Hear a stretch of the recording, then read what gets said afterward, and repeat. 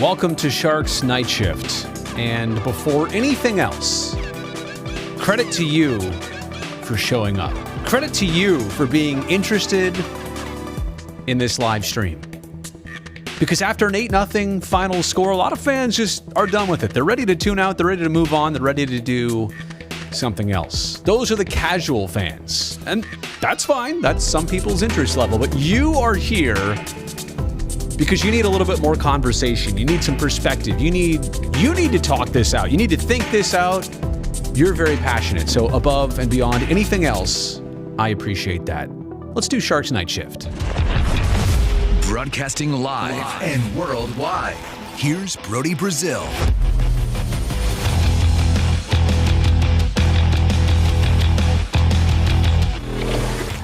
8-0 final score. It's the first time in Sharks franchise history that they get shut out and lose by that big of a margin. There have been other shutouts, and there's now been 5 home shutouts this season for Team Teal, but never in the 30-plus years of existence of the San Jose Sharks have they been shut out and lost by 8. And I feel like tonight was kind of a gut punch on both sides of the scoreboard. If you allow 8, but you score 2, okay, at least you did something. But scoring none and allowing 8, literally the worst on both ends of it. And it's not just tonight's game. It's overall now the last 13 games for San Jose. Take it back. The last 15 games for San Jose. 3 wins in their last 15. Not to mention only 4 regulation wins here in the calendar year of 2022. And so why am I mentioning all that? It's because I really feel like this weekend, and I say if it doesn't go well, it's already off to a pretty horrible start. This kind of feels like the weekend where you might let go of your playoff ambitions of a postseason run. And I certainly understand there is enough left after 55 games to make one more push to put yourself right back in it. The problem is the longer, even playing 500 hockey happens, the longer that happens, the bigger of a run you have to make takes place. And it almost gets impossible at some point. And you now still don't have James Reimer. You don't have Adin Hill. I'll talk about, Alex Stalock in just a second. And I am looking forward to Zach Sawchenko finally getting that first NHL starting opportunity tomorrow night. But I think reality and perspective here are important. Number one, you can still have interesting things happen in the rest of this season. There are things to learn about these players. There is a streak to happen. There's coming together, obviously. There's all that stuff. But I think with all that and with the developments and with the things we'll be watching for, the overall theme is it's becoming unrealistic to think that there will be anything after 82 games for the Sharks at this point.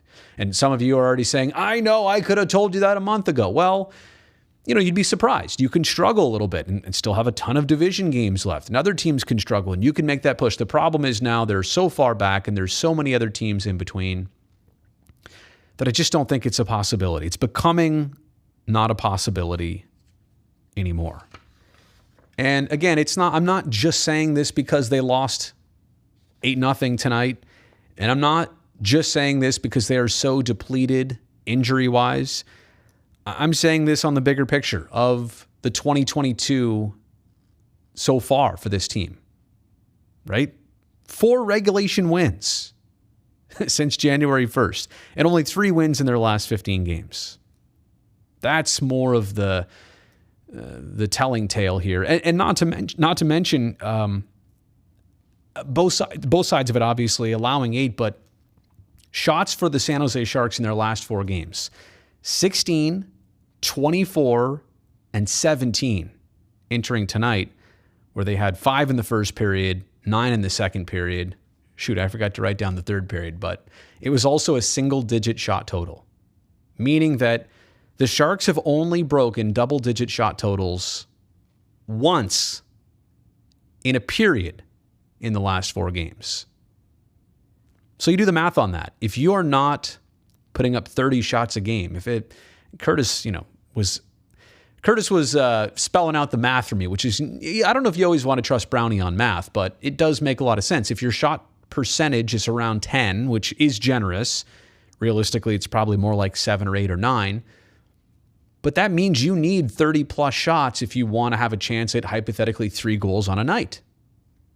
So if you're around the 20 mark or the 17 mark or the 16 mark, it puts you at maybe a goal per night. Tonight was definitely the new low point for the San Jose Sharks this season. I go back to that January 22nd game. Tampa scored a touchdown. Yeah, that one was ugly. But tonight, 2 in the first, 2 in the second allowed, 4 in the third period. I mean, the scoreboard dictated it. It's ugly enough after 4-0, but allowing 4 goals in a period just really hurts. And going back to the shot total thing for the Sharks, they had 5 on goal in the first period. They had a power play in that period.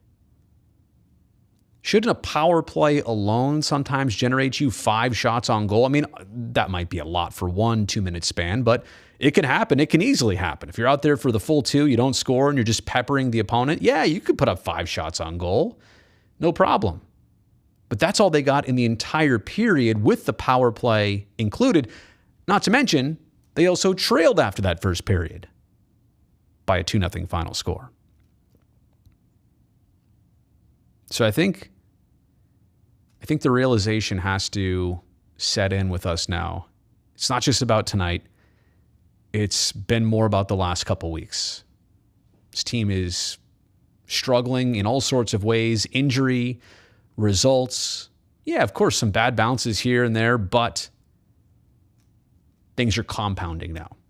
And so what do they do? How do they get out of it? What's the next statement by this team? I honestly don't have a ton more to say tonight. I don't want to sound like a broken record. I don't want to beat this thing into the ground. I think stating the obvious is the best you can do. You know, there was a buzz around this team out of the gate this year. And on one hand, you could say, well, did they run out of gas? Maybe, but did they also lose some players and lose their way along the way? I think the answer to that is clearly yes.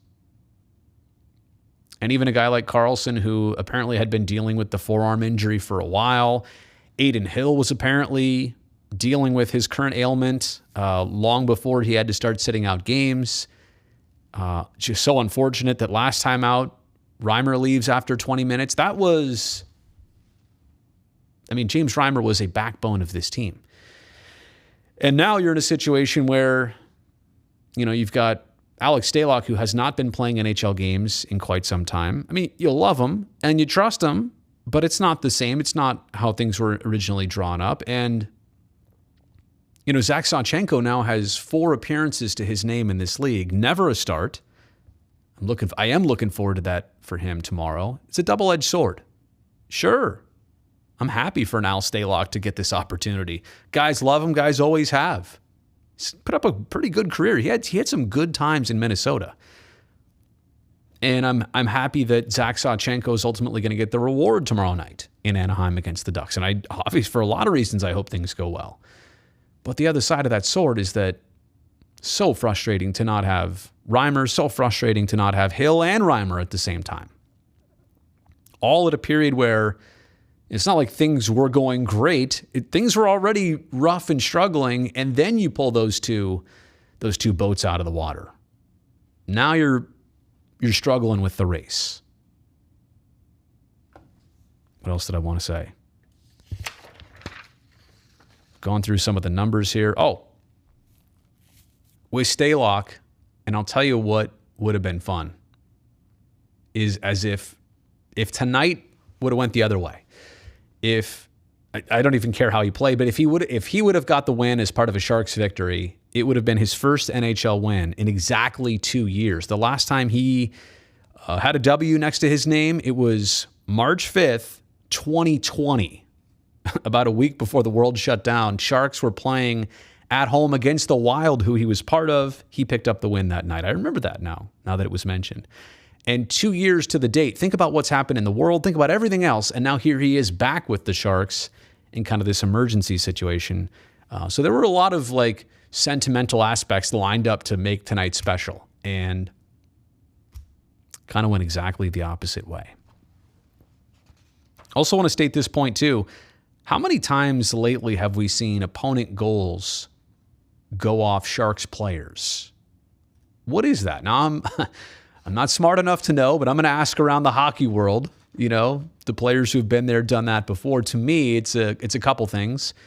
Yeah, number one, bad luck, but number two, being in the wrong place at the wrong time. For example, when do those deflections occur? Well, usually when you are a defenseman standing in the scoring area or in the slot and you haven't cleared out the offensive player who is trying to, get in there and trying to screen your goalie. And so you're in there too. You haven't cleared their player out. You're still there. They've kind of tied you up. They've tied up your attention and bandwidth. And next thing you know, it's off your skate behind the back of your goalie. So it's a massive humanity problem. But that does seem like it's happened a lot more this season against the Sharks than it ever has in years prior. Now, look, I understand that's going to happen. That's the nature of hockey. Like, some goals are going to go off your player and beat your own goalie. It's just, you're right out front. There's traffic. Of course, it happens. But it does seem like that's been happening a lot against the Sharks. I also want to make this point too. Tonight was the 10th time in the last 11 games that the Sharks have allowed the first goal. Now, we know what that stat says, 70-something% of the time. If you score first, you win the game. So that's obvious. But I think there is also something to a team that's struggling, that as soon as they don't score first, that sinking feeling comes over you. And actually, when you do score first, it is a jolt that's unparalleled, and it's probably a jolt that's even too much. It means too much to score first. You're supposed to do that once in a while. Sharks have not done it now 10 times in their last 11 games. But I think the overall point is you're a different team when you're chasing. And you're a really different team when you're always chasing the scoreboard. Sharks tonight were down about halfway through the first period. 10:43 was the first McCarron goal. And then they allow a late one with about 90 seconds left. Duchesne with the Forsberg screen. 18:30 into the period. So going into that room, and I'm telling you, the difference for a struggling team between 1-0 and 2-0 is huge. 1-0 is like, all right, we were going to have to score anyway. We minimized the damage, but being down 2, obviously being down 1 was a backbreaker tonight for the Sharks, but being down 2 is as much of a literal problem as it is kind of, I don't want to say a mental hurdle, but it mentally puts you back farther than I think they actually are. And I'm saying this especially when a team is struggling, but especially when you're the one that's chasing. Hypothetically, tomorrow night, Sharks get out and even just score the first goal. And I don't even care if Anaheim comes back and ties it, shortly thereafter. But to inject yourself into the game, to throw the first punch, to kind of commit that you've shown up tonight. Maybe that's part of it too. I mean, think about it. Even if it was 50-50, the Sharks scored first 50% of the time. Okay. But they've now not scored first 10 out of their last 11 tries. That's almost like, first of all, it's unlike them, but it's rare. It's got to be rare for Sharks of recent years. 10 out of 11 times to allow the opponent to score first.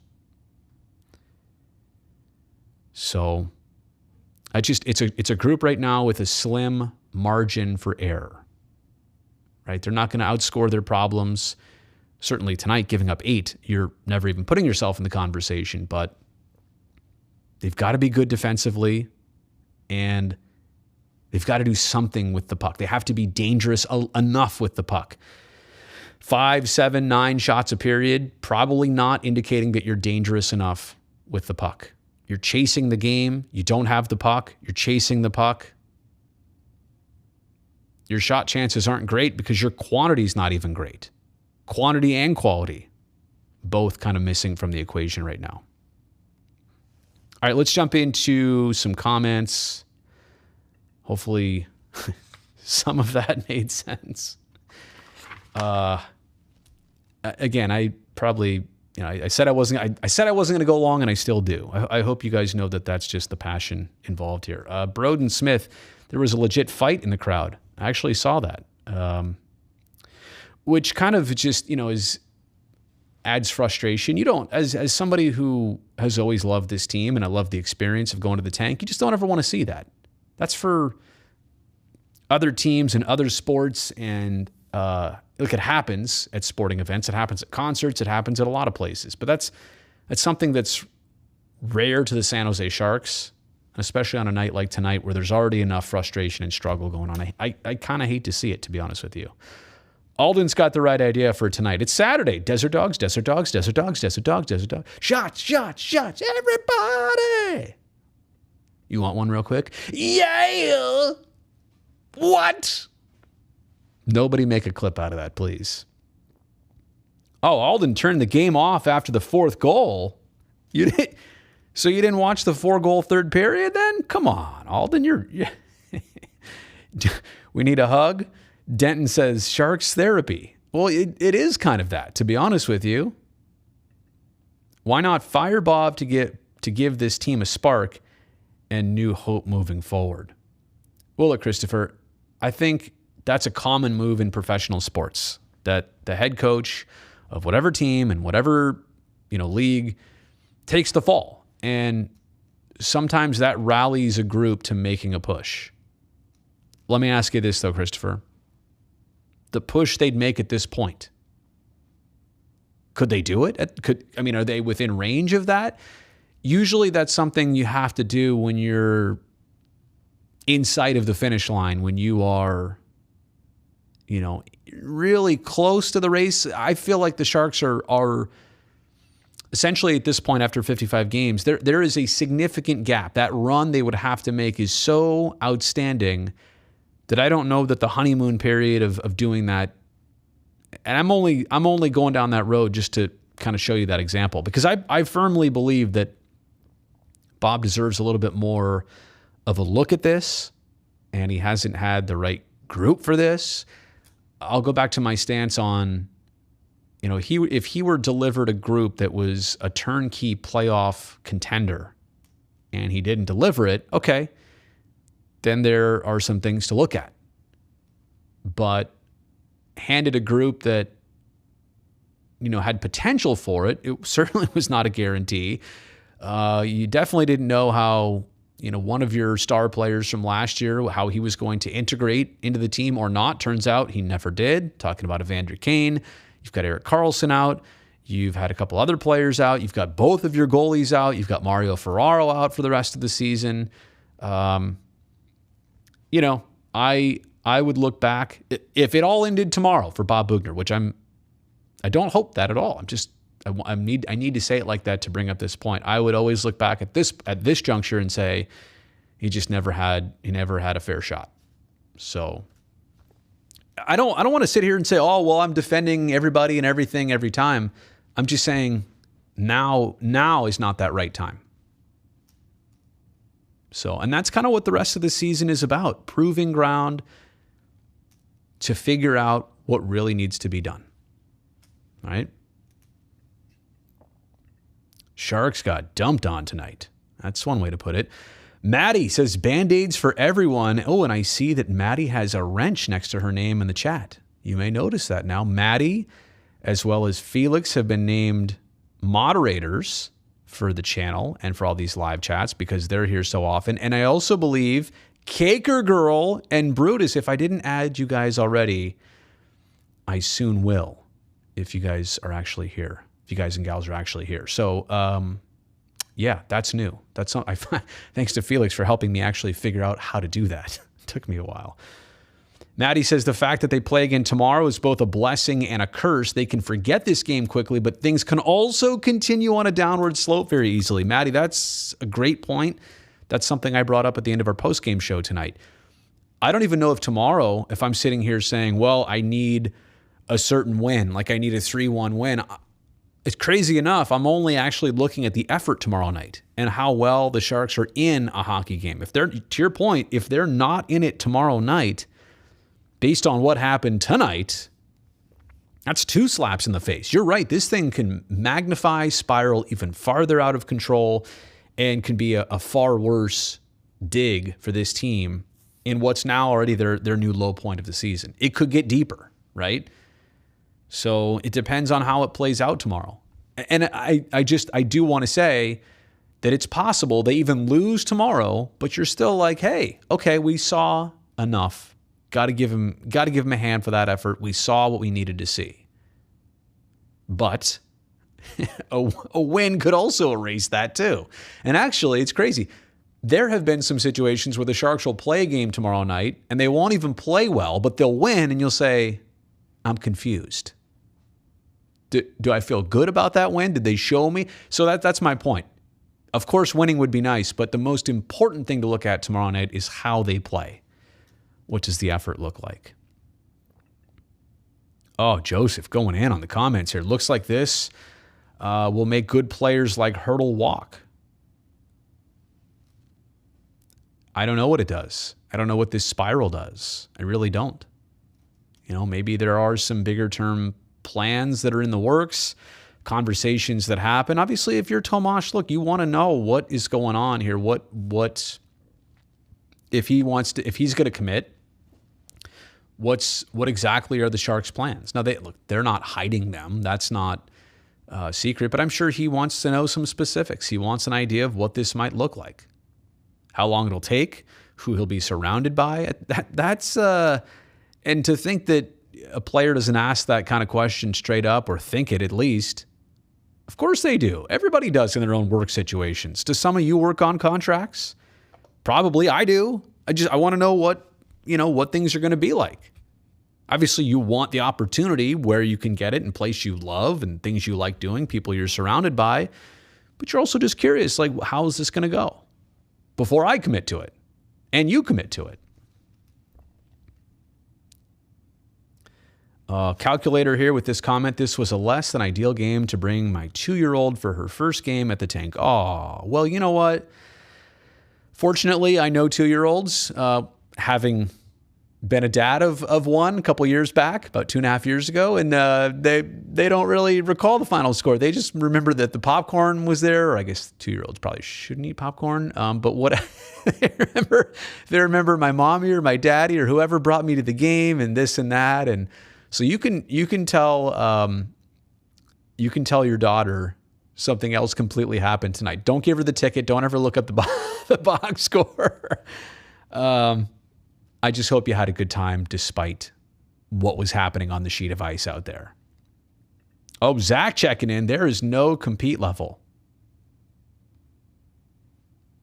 I mean, that might be it, Zach. That might, if you want to put it in 5 words, that might be it. And for me, the compete level is not only the 8 on the scoreboard, but it's that low shot total for San Jose. Winning the faceoffs, winning the puck battles, possessing the puck, taking appropriate shots, taking enough shots, maximizing your time with the puck. So maybe that's it.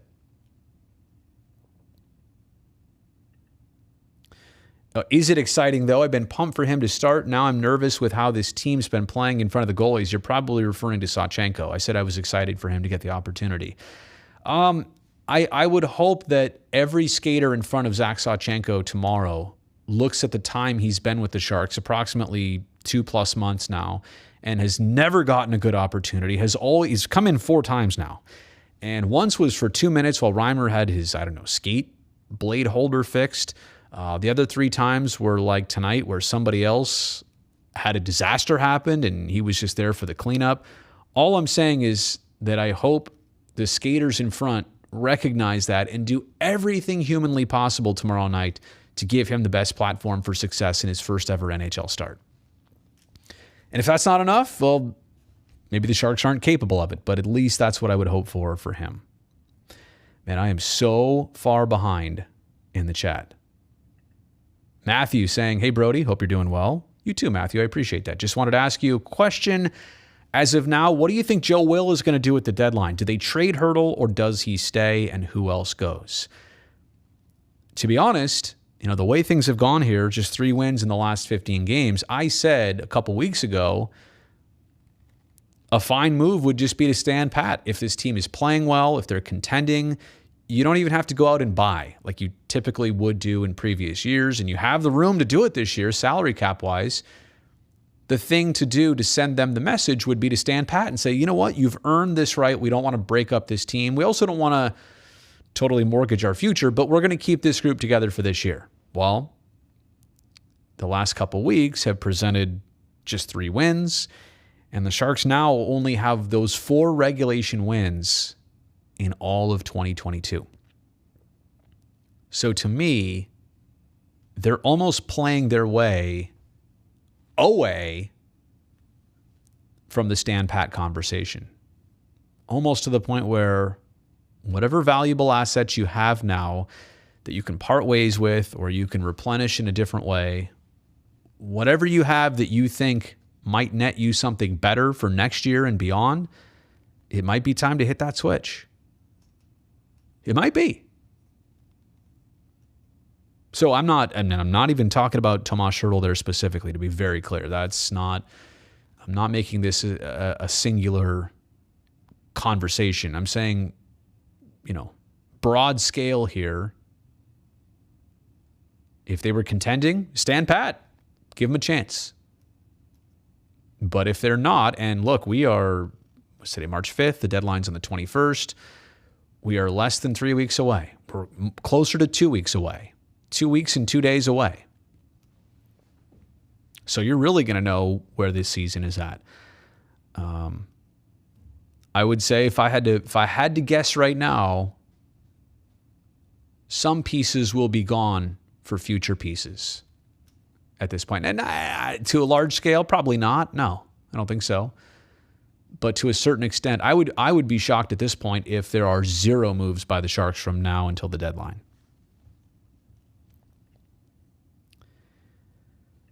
And I think wheezing lungs, I think the way I would sum it up is the Sharks, yeah, to your point, they have to be responsible about the Hertl situation. If they know it's not a deal that they can do, then they have to absolutely part ways. You have to get some value out of that.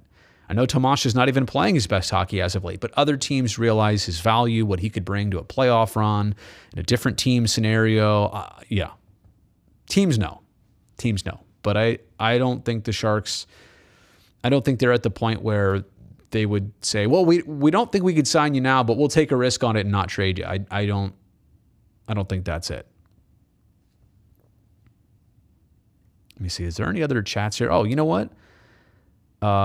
Austin jumped in the super chat, which I really appreciate here. So let me get to your comment. I will buy season tickets immediately if they announce a rebuild. Won't even bother going if they don't. See,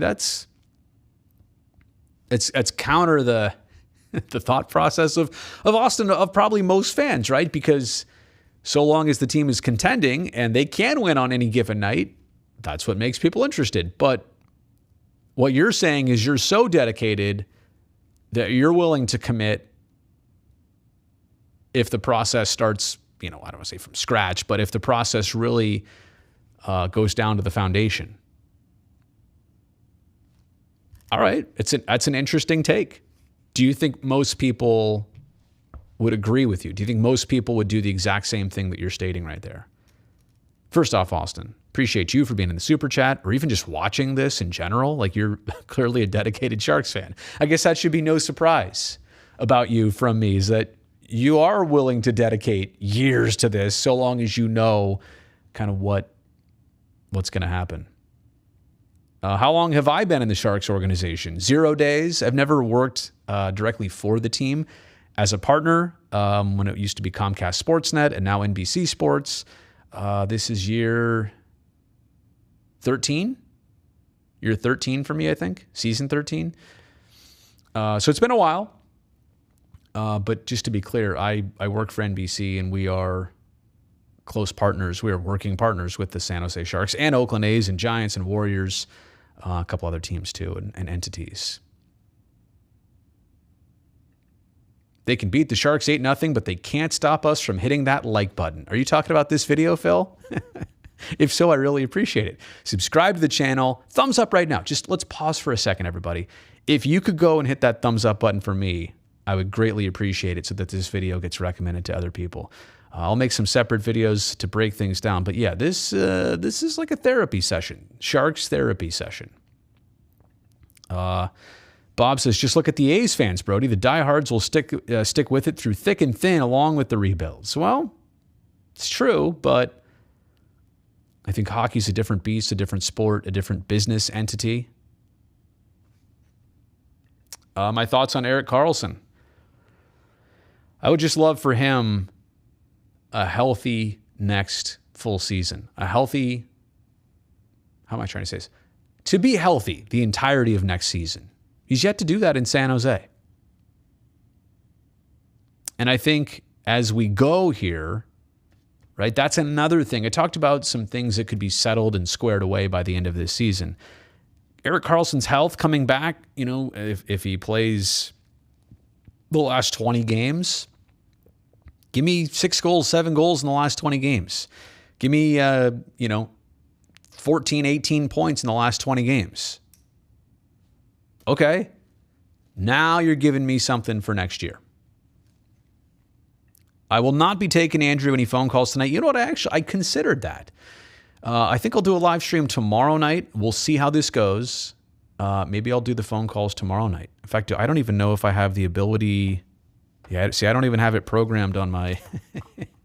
I don't even have it here on my Elgato Stream Deck. I usually have a button. Where is it? There you go. Focus. I usually have a button that allows me to put up the phone number and let you know to call in now. I don't even have that. So I will do that. And tomorrow night we can take some phone calls one way or the other.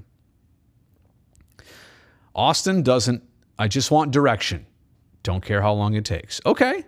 You know what? I appreciate. Hey, you jumped in the super chat again, man. I appreciate that. But that's, you know what? I can respect that. I can respect it.